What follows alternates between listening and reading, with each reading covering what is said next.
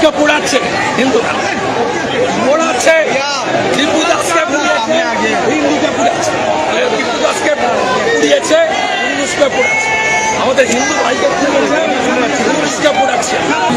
পুলিশকে বলেছে আমরা মিট করবো না, আমরা আতঙ্কিত, ওরা নাকি ভীত, ওরা ভীত। আপনি আবার আসবেন 26 তারিখ? যতক্ষণ না মিট করছে ক্ষমা চাইছে, শাস্তি দেওয়ার প্রতিশ্রুতি দিচ্ছে, ছাড়বো না।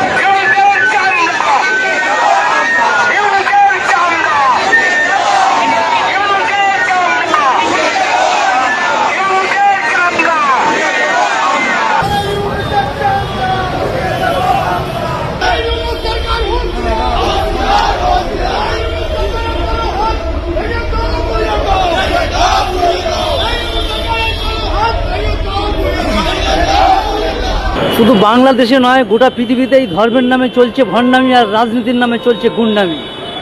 এটা কোনো সুস্থ সবল স্বচ্ছ মানুষের কর্ম নয়, মোটেই নয়। কারণ মানুষ হচ্ছে শ্রেষ্ঠ জীব, আর এই নিকৃষ্ট চিন্তাভাবনা খুবই খারাপ। এ মন চায় কাজ কারবার কখনোই হতে পারে না, কখনোই না, কখনোই না।